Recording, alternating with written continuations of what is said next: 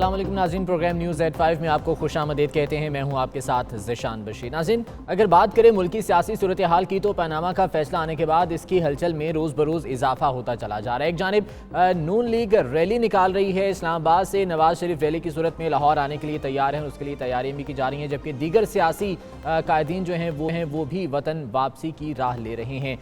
अभी खबर आई कि आसिफ अली जरदारी साहब की तबीयत भी बेहतर हो गई है, वो भी पाकिस्तान आने के लिए तैयार हैं। जबकि आज सुबह पाकिस्तान अवामी तहरीक के सरबराह डॉक्टर ताहिरुल कादरी साहब भी पाकिस्तान पहुंचे और उन्होंने अल्लामा इकबाल इंटरनेशनल एयरपोर्ट से उन्हें रैली की सूरत में नासिर बाग तक लाया गया। वहां पर उन्होंने खिताब भी किया और नून लीग को उन्होंने कड़ी तनकीद का निशाना बनाया, जबकि सुप्रीम कोर्ट के फैसले पर उन्होंने खराज तहसीन भी पेश किया। साथ ही साथ उनका यह भी कहना था कि अगर आर्टिकल 62 और 63 के साथ अगर छेड़छाड़ की जाती है तो वो भरपूर एहतजाज करेंगे। तहरीक किसास के दूसरे मरहले के लिए वो यहाँ पर पहुंचे हैं और हमने देखा कि वो हर साल आते हैं, तहरीक किसास का एक बार फिर से जिक्र करते हैं, कुछ अर्सा यहाँ पर वो क़याम करते हैं, उसके बाद वापस कनाडा उड़ान भर लेते हैं, वापस चले जाते हैं। अब यहाँ पर सवाल ये पैदा होता है कि अब जो सियासी हलचल जारी है, जो मुल्की सियासी सूरत हाल है, उसमें पाकिस्तान अवामी तहरीक क्या किरदार अदा करने के लिए जा रही है, किस तरह से यहाँ पर वो अपनी जगह बनाएगी। एक जानिब पाकिस्तान तहरीक इंसाफ है, शाह महमूद कुरैशी साहब भी यहाँ पर मौजूद थे, उन्होंने भी जस्टिस बाकिर नजफी की रिपोर्ट सामने लाने का एक बार फिर से मुतालबा किया।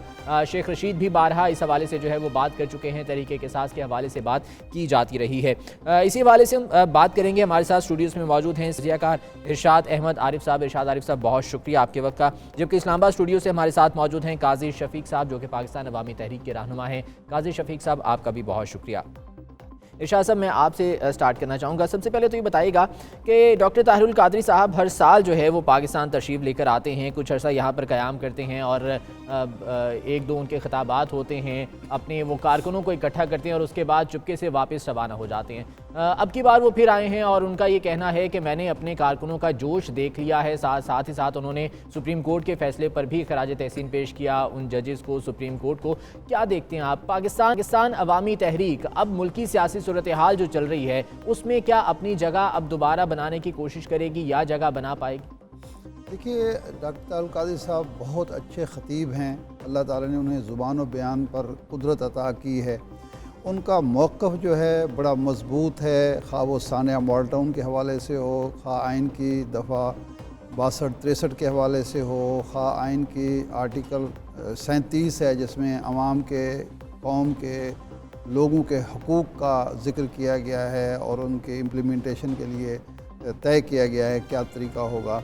लेकिन उनकी तलव्वुल मिजाजी जो है उसकी वजह से वो यहाँ अपना सियासी असर रसूख कायम नहीं कर सके। उनके पास जो कारकुन हैं वो बहुत ही जानिसार कारकुन हैं, बहुत मजबूत दिल गुर्दे के लोग हैं, उनकी कमिटमेंट शक व शुबा से बालातर है। लेकिन अल्लामा साहब का मसला ये है कि वो एक उठाते हैं, तूफ़ान सा खड़ा करते हैं और उसके बाद जब वो नतायज की तरफ ढलना शुरू होता है तो उसके बाद वो उन्हें कनाडा की याद आ जाती है और मुल्क छोड़ के चले जाते हैं, जिसकी वजह से उनके कारकुन भी मायूस होते हैं।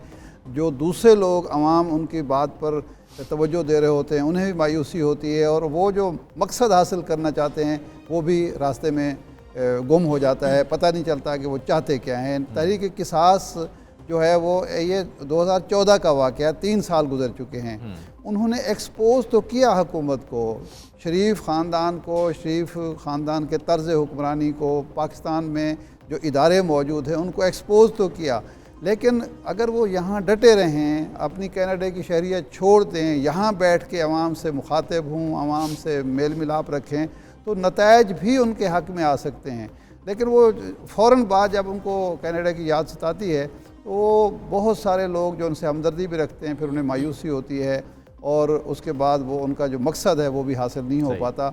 इसकी कोई वजह मैं तो कम अज़ कम समझने से कासिर हूँ। खुदा करे कि अब जब आए हैं, अब हालात बहुत ज़्यादा साजगार हैं, लेकिन अगर वो उन्होंने एक साबित कदमी का मुजाहरा ना किया, बैठे ना रहे इस मुल्क के अंदर, उन्होंने ये तासुर दूर ना किया कि फिर वो चले जाएंगे, तो फिर वो मकसद उनका हासिल हो सकता है, वो अपने एजेंडे की तकमील कर सकते हैं। लेकिन अगर फिर 15 दिन के बाद, 1 महीने के बाद वापस चले गए तो सारी मेहनत ज़राए कहाँ जाएगी। चले काजी शफीक साहब से इस हवाले से बात कर लेते हैं। शफीक साहब, ये बताइएगा कि जिस तरह से अभी इरशाद साहब बात कर रहे थे कि यहाँ पर अगर मुस्तकिल रहें डॉक्टर साहब तो शायद कुछ हालात में जो है वो मज़ीद बेहतरी आए। जो तहरीक क़िसास की वो बात करते हैं, शायद उस पर भी जो है वो इंसाफ मिल पाए मॉडल टाउन सानहे के हवाले से।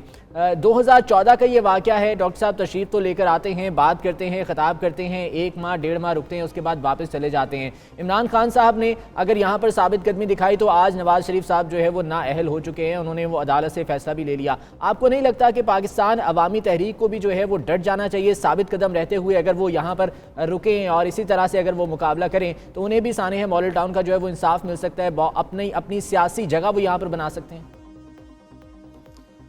बिस्मिल्लाहिर्रहमानिर्रहीम। जी ज़ीशान भाई, बिल्कुल आपने सही फरमाया। पिछले 3 साल से जब से ये सानहा मॉडल टाउन हुआ है, एक चीज़ तो ये ज़हन में रखें कि हमने हर दिन अदालतों में, कचहरियों में, थानों में गुजारा है। चूँकि उसके बाद जब हमने धरना हुआ उस पर भी हमारे खिलाफ, हमारे कारकुनान के खिलाफ बहुत सारी FIRs हैं, बहुत सारे केसों के अंदर उनको कैद किया गया। बहुत सारे केसों ऐसे हैं जिनको हर तीसरे, चौथे, 5वें दिन उनको पेशी के लिए बुलाया जाता है और उनको तारीख दी जाती है। तो ये नहीं है कि हम बिल्कुल उससे ला तला के हम थ्रू आउट कोर्ट्स में और आइनी और कानूनी जंग जो है वो अपनी लड़ रहे हैं। पहली चीज़ तो ये है। दूसरी चीज़ इंपॉर्टेंट यह है कि क्या डॉक्टर कादरी यहाँ होंगे, वो रैलियाँ करेंगे, जल्द से जुलूस करेंगे, प्रेशर डालेंगे, पब्लिक को मोबिलाइज करेंगे, क्या उसके बाद जाके हमें रियासती इदारे इंसाफ देंगे? ये क्वेश्चन मार्क है उन तमाम रियासती इदारों पर और हमारे सिस्टम पर और हमारे आइन और कानून पर कि हमारा सिस्टम कहाँ है, हमारे इदारे कहाँ हैं, हमारे कानून कहाँ हैं। कि 14 लोग दिन दहाड़े कत्ल हो जाते हैं, 100 लोगों को गोलियों से छन्नी कर दिया जाता है, तो उसके लिए उनको इदारे इंसाफ क्यों नहीं देते? हमारा सिस्टम, कानून और आइन इंसाफ क्यों नहीं देता? ये एक सवाल।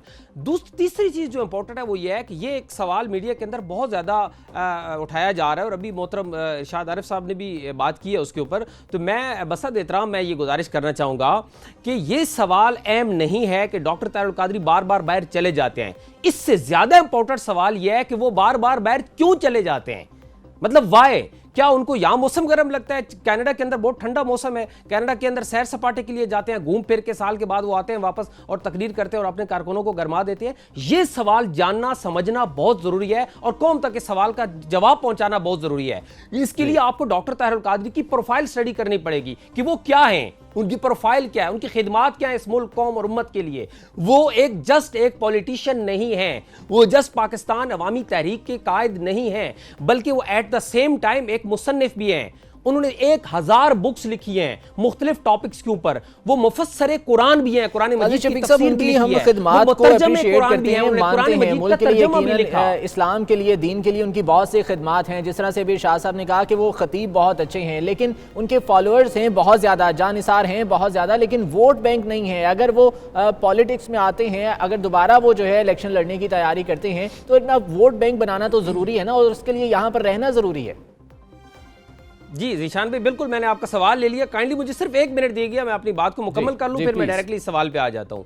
तो वो मुफस्सर कुरान है, उन्होंने कुरान मजीद का तर्जमा लिखा, वो मुतरजम है कुरान मजीद के, वो मुहद्दिस हैं। उन्होंने 6 लाख से ज़्यादा अहादीस स्टडी की और 25,000 अहादीस का मजमू उन्होंने इकट्ठा किया। उसके अलावा वो मुबल्लिग हैं, पूरी दुनिया के अंदर वो खिताबात करते हैं और लोगों को इस्लाम का जो सही असल रोशन चेहरा है वो लोगों के सामने लाते हैं। उन्होंने यूरोप के अंदर काम किया, अमेरिका के अंदर काम किया, जो मुसलमानों की जो नस्लें थी उनके ऊपर काम किया और उन्होंने इस्लाम की तरफ और राय रास्त की तरफ लाए। इसके अलावा उन्होंने काउंटर टेररिज्म के ऊपर काम किया। इस वक्त जो पूरी उम्मत मुसलमान को दहशतगर्दी का सामना है उसके ऊपर उन्होंने अपना तारीखी फतवा दिया और एक बहुत जबरदस्त नजरियाती जंग लड़ी है पूरी दुनिया के अंदर जाके। तो ये एट द सेम टाइम एक मल्टी डायमेंशनल पर्सनैलिटी है डॉक्टर ताहिर अल कादरी। वो he is not just a politician.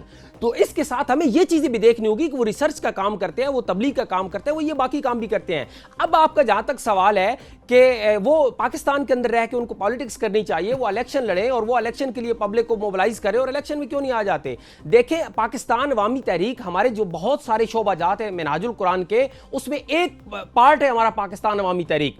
Pakistan अवामी तहरीक के प्लेटफॉर्म से हमने पॉलिटिकल स्ट्रगल की है, लेकिन उसके हवाले से हमारा एक बड़ा क्लियर स्टैंस है और वो स्टैंड ये है जिसके हम शुरू से 90 के अशरे से जब हमने पाकिस्तान अवामी तहरीक बनी उससे लेके ऑनवर्ड हमारा ये मौक़िफ़ रहा है, ये स्टैंड रहा है कि पाकिस्तान के अंदर जब तक आप इस करप्ट पॉलिटिकल सिस्टम के अंदर रिफॉर्म्स नहीं लाते, इस्लाहात नहीं लाते, इसको बेहतर नहीं बनाते, उस वक्त तक आप जेन्युइन क़यादत जो है वो मर्ज ऊपर नहीं आ सकती। यहाँ पर सरमाए का रोल बहुत ज्यादा हो गया है, यहाँ पर थाने कचहरी का कल्चर बहुत ज्यादा हो गया है। मैं आपकी जानिब वापस आता हूँ। शाह साहब, जिस तरह से अभी खिदमात गिनवा रहे थे काजी शफीक साहब, डॉक्टर साहब की, बिलाशुबा उनकी बेतहाशा खिदमात हैं, दीन इस्लाम के लिए हैं, उन्होंने मुल्क के लिए भी जो है अब दहशतगर्दी के खिलाफ जो फतवे दिए गए उसमें भी उनका बहुत बड़ा किरदार है। लेकिन सिस्टम की बात की जाती है बाद में, जब सानिया मॉडल टाउन की बात आती है तो जी सिस्टम ऐसा है, रियासती इदारे इंसाफ नहीं दे रहे हैं। तो सर सिस्टम को बेहतर करने के लिए काम तो करना पड़ता है। अब अगर सुप्रीम कोर्ट ने फैसला दिया है, अब अगर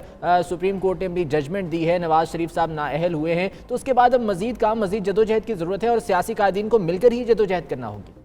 देखिए, मैं इस मंतिक से बिल्कुल मुत्तफ़िक नहीं हूँ कि अल्लामा साहब डॉक्टर ताहिर कादरी साहब ने, चूँकि बहुत ज़्यादा इल्मी काम करना होता है इसलिए उनका कनाडा में होना ज़रूरी है।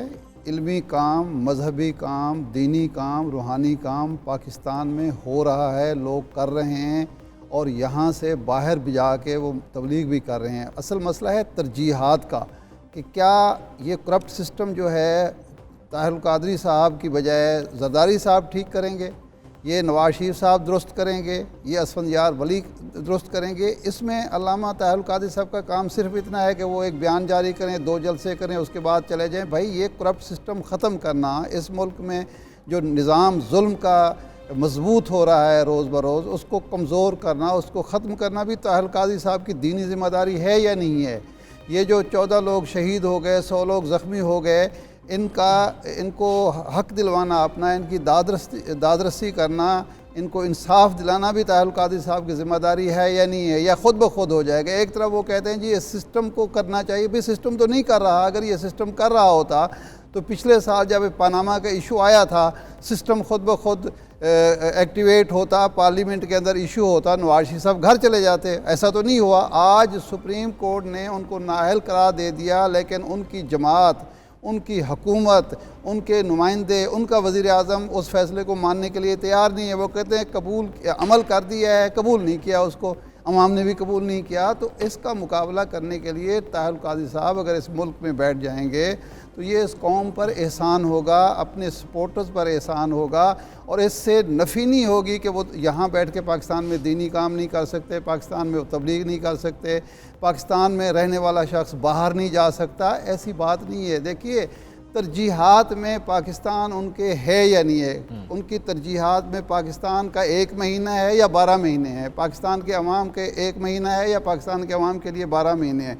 पाकिस्तान के मसाइल हल करने के लिए पाकिस्तान को एक कायद आज़म और इकबाल की इस्लामी, रूहानी, जमहूरी, फलाही रियासत बनाने के लिए भी ताहिर कादरी साहब का एजेंडा है या नहीं है, ये सवाल है। और ये उसी वजह से उनको बार बार इस तरह के सवालात का, और उनके जो पैरोकार हैं, जो उनके हमनवा हैं, जो उनके साथी हैं, मुखलिस लोग हैं, उनको इस सवाल का सामना करना पड़ता है। तो जब ये बात की जाती है तो ये ताहिर कादरी साहब पर तनकीद नहीं हो रही होती, उनको मशवरा दिया जा रहा होता है कि जी आप फ़ैसला तो करें कि पाकिस्तान आपकी तरजीहात में कहाँ खड़ा हुआ है, पाकिस्तान के अवाम कहाँ खड़े हुए हैं। आप इंसाफ हासिल करना चाहते हैं और उसके लिए जितनी आपको साबित कदमी की ज़रूरत है, जिस कदर आपको जद्दोजहद की ज़रूरत है, वो आप करते नहीं हैं। फिर आपने कोई अपना नायब पैदा नहीं किया उस सतह का, जिस सतह की आपका एक मकाम है, आपका कोई नुमाइंदा नायब ऐसा होना चाहिए जो उस तहरीक को आगे बढ़ा सके, वो भी आपके पास नहीं है। तो ये कोई तनकीद नहीं हो रही ताहिर कादरी साहब पर, ना उनके इखलास पर कोई शक कर रहा है, ना उनकी जद्दोजहद पर कोई शक कर रहा है, ना उनकी बाकी जो खूबियाँ हैं उन पर शक है। बात यह है कि तरजीहात में पाकिस्तान कहाँ है, एक बात। दूसरी ये है कि अब वो तशरीफ़ लाए हैं, अब लोग जो उनके मुखालिफिन हैं प्रोपेगेंडा करेंगे कि जनाब शिकार मारा है जनाब इमरान खान साहब ने, अब वो उसमें हिस्सेदार बन रहे हैं। भाई ये बात उस सूरत में लोग करेंगे ना जब आप अचानक आएंगे। अगर आप ये पनामा के इशू पर ही आप यहाँ पाकिस्तान में होते, आप उसका हिस्सा होते, जिस तरह शेख रशीद साहब थे या सिराजुल हक साहब थे, फिर आपको ये बात ना सुननी पड़ती। इसमें कोई शक नहीं है कि जुल्म हुआ है मॉडल टाउन में, इसमें कोई शक नहीं है कि उनको इंसाफ नहीं मिला, इसमें कोई शक नहीं है कि पाकिस्तान के इदारे नाकाम हुए इंसाफ देने में। लेकिन आपने इंसाफ हासिल करने के लिए भी तो उस तरह की साबित कदमी नहीं दिखाई जिस तरह इमरान खान ने दिखाई। आपने इस जो कमज़ोर इदारे हैं, नाकारा इदारे हैं, नाअहल इदारे हैं, कोई जो सिस्टम नहीं है, उसको बनाने में भी तो आपका किरदार नहीं है। अब भी अगर वो यहाँ बैठ जाएं, अल्लाह ताला ने उनको बहुत अहलियत सलाहियत अता की है, बहुत खूबियाँ अता की हैं। और सबसे बड़ी बात यह है कि आज पाकिस्तान में वो वाहिद जमात है जिसके पास इतना ज़्यादा सरफरोश कारकुन हैं, जानिसार कारकुन हैं, जो उनके एक इशारे पर जान देने के लिए तैयार हैं। इनको वो यूटिलाइज़ करें पाकिस्तान में सिस्टम की तब्दीली के लिए, उनको यूटिलाइज़ करें वो पाकिस्तान में एक इंसाफ और अमन का मुआशरा लाने के लिए, इनको यूटिलाइज़ करें वो पाकिस्तान में उस सिस्टम के लिए जो पाकिस्तान की वजह तख्लीक था। तो ये बड़ा एहसान होगा इस कौम पर भी होगा। कारकुनों को तो हमने देखा है, धूप हो बारिश हो, वो डॉक्टर साहब की एक आवाज़ पर जो है वो हर जगह पहुंचने को तैयार होती हैं। काजी शफीक साहब, अब यहाँ पर जो है वो सवालात बहुत से आ जाते हैं कि सिर्फ तनकीद करने से तो सिस्टम चेंज नहीं होता, करप्शन ख़त्म नहीं होती, काम करना पड़ता है। क्या कहेंगे? अभी इरशाद आरिफ साहब जो है वो प्रायोरिटीज़ की भी बात कर रहे थे। जी, मैं गुजारिश करूँगा, इरशाद आरिफ साहब की बात बिल्कुल सही है, उन्होंने सही फरमाया। हमने अल्हम्दुलिल्लाह इस मुल्क के अंदर इस करप्ट निज़ाम को तब्दील करने के लिए जिद्दोजहद की है, एफर्ट्स किए हैं। आप देखते हैं कि जब हमने 2013 का हुकूमत का एंड हुआ, 2013 में पिछली हुकूमत को, और नया इलेक्शन आप करने जा रहे थे, उस वक्त हमने रिफॉर्म्स की बात की थी, उस वक्त हमने 62-63 की बात की थी। और मेरे ख्याल में पाकिस्तान की तारीख में पहली दफ़ा ऐसा हुआ था कि 5 दिन लगातार शदीद सर्दी के आलम में लाखों मर्दों ख़वातीन इस्लामाबाद की सड़कों पे बैठे रहते और हमने एक सिट इन किया था, धरना किया था। और हमारा उसमें मुतालबा क्या था? बहुत सिंपल सादा सा मुतालबा था कि आप, एक हुकूमत अपना टर्म पूरा कर रही है, दूसरे आप इलेक्शन करवाने जा रहे हैं, इसके दरमियान हमने ये प्रेशर बिल्ड किया था कि आप रिफॉर्म्स ले आएँ, आप इलेक्टोरल रिफॉर्म्स लेके आएँ, निज़ाम की इस्लाहात करें, उसके बाद आप इलेक्शन में जाएं। अगर आप रिफॉर्म्स के बगैर इलेक्शन में चले जाएंगे तो कोई फायदा नहीं हुआ था ना। उसके बाद दोबारा जो है वो बातचीत के बाद वो सिट इन भी खत्म कर दिया गया, वो एहतजाज भी खत्म कर दिया गया, डॉक्टर साहब वापस रवाना हो गए। जी डेफिनेटली, जब हमने तो अपनी पूरी एफर्ट की, लेकिन चूंकि यहां पर इस निजाम के मुहाफिज इतने स्ट्रांग हैं, इतने ताकतवर हैं, इसके जो जागीरदाराना और सरमायादारा निजाम का तसल्लुत है इसके ऊपर, कि यकीनन हमें उसके अंदर रिजल्ट्स नहीं मिल पाए। लेकिन उसके साथ हमें जो फायदा हुआ वो ये हुआ कि हमारा जो 62 और 63 का एक शोर था, एक गलगला था, एक डॉक्टर साहब ने एक पूरी कौम के बच्चे को रटवा दिया था, उसका कम से कम आज एक आउटकम जरूर आया है कि उसके एक वजीर आजम जो है उसका शिकार हो गया है। उसके बाद आपने देखा कि हमने 2014 में फिर एक धरना दिया, इसी निजाम के खिलाफ हमने एफर्ट की, और 70 दिन ये वर्ल्ड रिकॉर्ड बना कि हम 70 दिन हम इस्लामाबाद में बैठे और हमने इस निजाम से टकराए, इस निजाम के खिलाफ जिद्दोजहद की, अवेयरनेस दी लोगों को। लेकिन उसका भी फौरी तौर पे आउटकम नहीं मिला। जब उसका रिजल्ट नहीं निकला तो डेफिनेटली उसके लिए हमें अपनी स्ट्रेटजी को, अपनी प्लानिंग को चेंज करना था। हमने अपने कारकुनान की रिहेबिलिटेशन करनी थी, हमने दोबारा अपने आप को ऑर्गेनाइज करना था। हमारे जिन लोगों की जॉब चली गई, जिनके बिजनेस तबाह हो गए, उनको दोबारा सेटल करना था और दोबारा एक नई फॉर्म के साथ हमने मैदान में आना था। सो इसलिए हमें बैक सेट पे जाना पड़ा और हमें कुछ थोड़ी मजीद तैयारी करनी पड़ी। सो आज अल्हम्दुलिल्लाह हम दोबारा इस पोजीशन में, हमारा कारकुनान की रिहेबिलिटेशन हो चुकी है, हमारी कारकुन पुरअज़्म है, जवान है, और आज डॉक्टर साहब ने कहा कारकुन जो है वो मुकम्मल तौर पर तैयार हैं। डॉक्टर साहब का क्या प्लान, क्या है, लाहे अमल क्या है? कारकुन अगर तैयार हो चुके हैं तो आज तो वो कंफर्मेशन भी ले रहे थे कि मैं अगर बुलाऊंगा तो आओगे, तो कारकुन तो पुरजोश दिखाई दे रहे हैं, पहले भी थे अब भी हैं। लाहे अमल क्या है? हाँ, लाएअमल के हवाले से आज चूंकि वो आ गए हैं, उन्होंने एक अपनी पॉलिटिक्स के अंदर एक एंट्री तो मार दी है, माशाल्लाह एक हलचल मच गई है। और उसके साथ दूसरी इंपॉर्टेंट चीज़ है कि वो अभी यही है। इरशाद आरिफ साहब से भी मैं बसात एहतराम उनको यही रिक्वेस्ट करूँगा कि वो यही है इंशाल्लाह, और अभी वो नहीं जा रहे, चूँकि ये एक मीडिया की तरफ से क्रिटिसिज्म आया और इनका मशवरा भी था, तो ठीक है, उनकी राय है, अच्छा मशवरा है, तो वो इंशाल्लाह यहीं पर है, मौजूद है। और अभी हम तो सबसे पहले तो ये देख रहे हैं कि सुप्रीम कोर्ट के आज भी हमने अपील की है कि आप इसके ऊपर सोमोटो लें, एक्शन लें, और जिस JIT ने पनामा लीक्स की तहकीकात की है, उसी JIT को आप ये केस भी दे दें, वो भी इंक्वायरी करे और सुप्रीम कोर्ट उसको वॉच करे, उसके बाद इसके ऊपर आप एक डिसीजन दें। लेकिन अगर इसके ऊपर सुप्रीम कोर्ट एक्शन नहीं मिली थी तो इंशाल्लाह हम अपनी जो बाकी ऑप्शंस हैं, जो स्ट्रगल हैं, उसको हम अडॉप्ट करेंगे, और उसके साथ साथ हम पब्लिक प्रेशर भी बिल्ड करेंगे, पब्लिक मूवमेंट को भी ऑर्गेनाइज करेंगे। और इसके लिए जो पहला मरला होगा वो डेफिनेटली तमाम जो अपोजिशन की पॉलिटिकल पार्टीज हैं उनके साथ मुशावरत और उनके साथ मुत्तफिका लाएअमल जो है वो बना के फिर अपनी पॉलिसी डॉक्टर साहब अनाउंस करेंगे। तो इसका भी इंशाल्लाह आप देखें रखेंगे कि बहुत जल्द अनाउंसमेंट होगी और शफीक उसके बाद फिर हम इस साहब, तहरीक को राब्ते आगे तो लेके होते चलेंगे। हैं, पाकिस्तान तहरीक इंसाफ का भी राब्ता होता है, मुस्लिम लीग काफ और दीगर जो अपोजिशन जमातें जिस तरह से अभी आप बात कर रहे थे उनके भी राब्ते होते हैं, लेकिन बाद में होता यही है, वो भी यही गिला करते हैं कि जी डॉक्टर साहब चुपके से वापस रवाना हो जाते हैं। तो अब कितने अरसे के लिए आए हैं और क्या करेंगे अब यहाँ पर? नहीं, वो यही है, मैंने अर्ज कर दिया कि वो इंशाल्लाह यही है और इस तहरीक को अपनी मंजिल तक पहुंचा के जाएंगे। और स्पेशली इस वक्त हमारा जो चूंकि फोकस है वो कसास के ऊपर है। 3 साल तक हमें, आज 3 साल गुजरने के बावजूद हमें इंसाफ नहीं मिल सका, तो उसके ऊपर हमारा फोकस है कि आप एक ऐसे शख्स को वजीर आजम बनाने जा रहे हैं। आपने, उस पार्टी ने एक ऐसे शख्स को नॉमिनेट कर दिया जो कत्लेआम का अंदर मुलविस है, जिसके छतरी के नीचे इतना बड़ा कत्लेआम हुआ और पूरी दुनिया ने देखा। तो ये कैसे हो सकता है कि वो शख्स इस मुल्क का स्याह सफेद का मालिक बन जाए? उसका इसके लिए भी हतमी इंशाल्लाह हम लेकिन तहरीक उसका बर्पा हतमी करेंगे। फैसला तो जस्टिस अभी नहीं बाक़िर हुआ। नकवी की काजी रिपोर्ट शफीक के लिए साहब, भी हम उसका मुतालबा हतमी फैसला तो अभी करेंगे नहीं और हुआ इसके है। लिए हम जिस कानूनी, आईनी, पुरअमन तरीके से जिस हद तक हम जा सके इंशाल्लाह ताला वो सारे ऑप्शन हम यूटिलाइज करेंगे। ठीक है, बहुत शुक्रिया काजी शफीक साहब, पाकिस्तान अवामी तहरीक के रहनुमा हमारे साथ मौजूद थे। डॉक्टर तारुल कादरी साहब का क्या है, क्या करने के लिए जा रहे हैं, काजी साहब ने थोड़ा सा उसको एलेबोरेट तो किया है, लेकिन अब देखना यह है कि अब डॉक्टर साहब यहाँ पर रहते हैं, क्या वो अपने कारकुनों को दोबारा से मोबिलाइज करते हैं? अगर वो अपनी सियासी जगह बनाना चाहते हैं तो डेफिनेटली दीगर अपोजिशन जमातें जो हैं उनसे भी वो राबते करेंगे। इरशाद आरिफ साहब हमारे साथ स्टूडियोज़ में मौजूद हैं, हम आगे बढ़ेंगे, मजीद अहम इशूज़ डिस्कस करेंगे, हमारे साथ रहिए।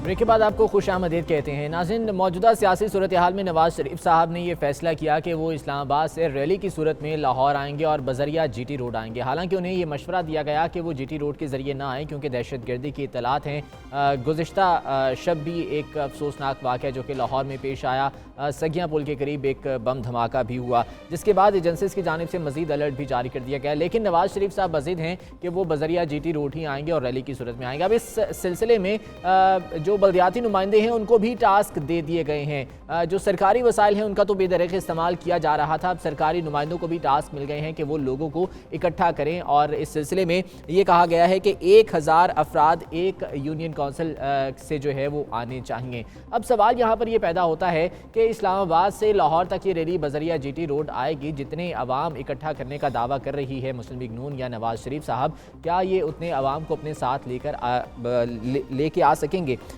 इसी सिलसिले में बात करेंगे। इरशाद आरिफ साहब तो हमारे साथ मौजूद हैं, आरिफ अलवी साहब तहरीक इंसाफ के रहनुमा वो भी हमारे साथ मौजूद हैं। आरिफ अलवी साहब, मैं आपसे गुफ्तगू का आगाज़ करना चाहूँगा, ये बताइएगा कि पहले तो सरकारी वसाइल का इस्तेमाल किया जा रहा था सिर्फ, लेकिन अब सरकारी एहलकारों को भी इस्तेमाल किया जा रहा है। बल्दियाती नुमाइंदों को टास्क दे दिए गए हैं कि लोगों को ज़्यादा से ज़्यादा इकट्ठा किया जा सके और बजरिया GT रोड आ रहे हैं, हालांकि दहशत गर्दी की इत्तलात भी मौजूद हैं। इस सारे सिनेरियो को आप किस तरह से देख रहे हैं आरिफ साहब? मैं ये समझता हूँ कि सरकारी वसाइल का इस्तेमाल, और तस्वीरें छप गई हैं कि फायर ट्रस्ट के जरिए भी बैनर लगाए जा रहे हैं, और ये सारी इंतजामिया को ये कह देना कि इस चीज को पूरा करना, ये गैर मुनासिब सी बात है। इसकी तो मैं मजम्मत करता हूँ। यही नवाज शरीफ की बादशाहत का एक यही रंग था जिसके अंदर अपना इंटरेस्ट और सरकार के इंटरेस्ट को, ये कॉन्फ्लिक्ट ऑफ इंटरेस्ट को कभी इन्होंने हैंडल नहीं किया। पार्टी के लिए सारे हुकूमती वसाइल इस्तेमाल कर लिए, और अब भी जो मिनिस्ट्रियां दी हैं और मिनिस्ट्रियां देकर जिस अंदाज से मैंने सुना, ये है कि 2000 करोड़ रुपए का डेवलपमेंट के पैसे ये मिनिस्टर्स को और नीचे लोगों को देना चाहते हैं, जिसके अंदर डेवलपमेंट सिर्फ अपने हलकों के अंदर करना चाहते हैं। ये बेदरग इस्तेमाल की मैं मजम्मत करता हूँ। और जहाँ तक इस बात का ताल्लुक है, ये तो डिस्क्वालिफाइड भी हैं नवाज शरीफ साहब, और डिस्क्वालिफिकेशन सुप्रीम कोर्ट ने की है जो वापस नहीं हो सकती, चाहे जितनी लंबी ये रैलीज कर ले और जो कुछ भी कर लें। और कौम को ये कहना कि मैं छोटी सी चीज पर डिस्क्वालीफाई हूँ, ये बिल्कुल ऐसे ही है जब ये बार बार ये कहते थे कि हमें ये पता ही नहीं कि हमारे पर इल्जाम क्या है। तो कोर्ट ने आधा घंटा सर्व किया इस बात पर कि तुम्हारे ऊपर इल्जाम ये है कि तुमने हेवन फील्ड अपार्टमेंट खरीदे, तुम्हारे पर इल्जाम ये है कि 15 कंपनियां तुमने लगाई, तुम्हारे पर इल्जाम ये है कि हुदैबिया के अंदर यही अपार्टमेंट गिरवी रखे गए, और तुम्हारे पर इल्जाम ये है कि तुमने कौम से झूठ बोला, और तुम्हारे पर इल्जाम ये है कि तुम्हारे बच्चों ने भी कौम के साथ झूठ बोला।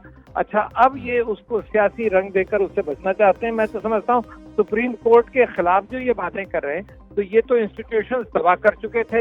नैब को इन्होंने तबाह कर दिया था, FBR को इन्होंने तबाह किया, SCCP को इन्होंने तबाह किया।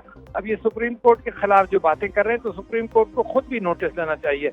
पाकिस्तान मुस्लिम लीग की रैली से मुझे इनका हक है, मुझे कोई एतराज नहीं, मगर नवाज शरीफ साहब को जो एक मुजरिम साबित हो गए हैं highest court of the land पे, वो आकर कहें कि जी मेरा इतना बड़ा जुर्म नहीं है, तो उनको अभी भी अंदाजा नहीं है। लेकिन आरिफ साहब, मासूमाना सवाल तो अभी वो करते हैं कि पता नहीं हो क्या रहा है, हम पर इल्ज़ाम क्या है। बहरहाल इरशाद साहब, आबिद शेर अली साहब की जानिब से ये कहा गया कि रैली जो है वो इस्लामाबाद से लाहौर जाएगी और गुजरांवाला पहुँचते ही नवाज शरीफ बहाल हो जाएंगे। सर, नवाज शरीफ साहब क्या मुअत्तल हुए हैं? उन्हें तो नाअहल नहीं किया गया था।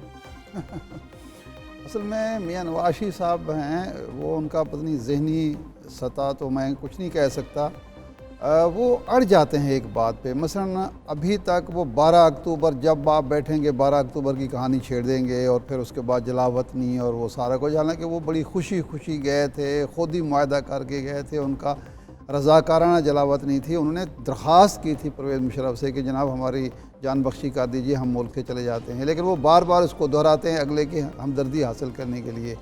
इसी तरह जो लॉन्ग मार्च है, हालांकि लॉन्ग मार्च में सर, वो कला का हिस्सा मैं आपको रोकना चाहूँगा। आबिद शेर अली साहब हमारे साथ मौजूद हैं। आबिद शेर अली, शुक्रिया आपके वक्त का। सर, मैंने आपका एक बयान देखा कि गुजरांवाला पहुँचते ही नवाज शरीफ साहब बहाल हो जाएंगे। सर, नवाज शरीफ साहब मुअत्तल हुए हैं क्या? नवाज शरीफ साहब अवामी वजीर आजम हैं और उन्होंने कहा था कि मैं अपनी JIT के पास जाऊंगा। वो अपनी JIT के पास जा रहे हैं और वो जमहूरियत के रूहे रवा हैं, जिन्होंने जमहूरियत, अदलिया की आज़ादी, अदलिया की बहाली और मामलात के लिए अकेले ने अपनी लाइफ को रिस्क पे लिया और वो बाहर निकले तनहा और सारे अपने घरों में छुप गए थे। तो नवाज शरीफ छुपने वाले का नाम नहीं है। नवाज शरीफ एक जद्दोजहद के लिए और पाकिस्तान की तरक्की का नाम है। और मैंने आपको ऐसे यही कहा है कि वो अपनी JIT के पास जा रहे हैं, अपने लोगों के पास जा रहे हैं जिन्होंने उनको वजीर आजम मुंतखब किया है। अगर तो उन्होंने कोई गलत चीजें की होंगी तो लोग कोई भी नहीं बाहर निकलेगा। तो अगर ये कल रेफरेंडम हो गया इंशाअल्लाह ताला, जो रेफरेंडम होने जा रहा है कल सड़कों के ऊपर, तो फिर खुद ही आप अंदाजा कर लीजिएगा कि लोग, पाकिस्तान के लोग किसको देखना चाहते हैं, किसको लाना चाहते हैं और वो किसके साथ है।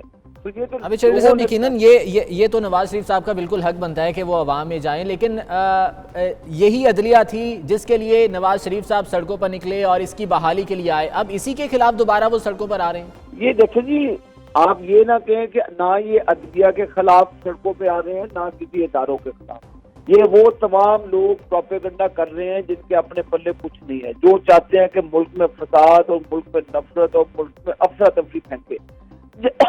जब ये खबरें निकालें, जब ये सुप्रीम कोर्ट पर हमले करें, जब ये PTV पे कब्जे करें, जब ये प्राइम मिनिस्टर हाउस पर दावा बोलने की बात करें, तो उस वक्त सारा कुछ ठीक है, उस वक्त किसी को डर नहीं है।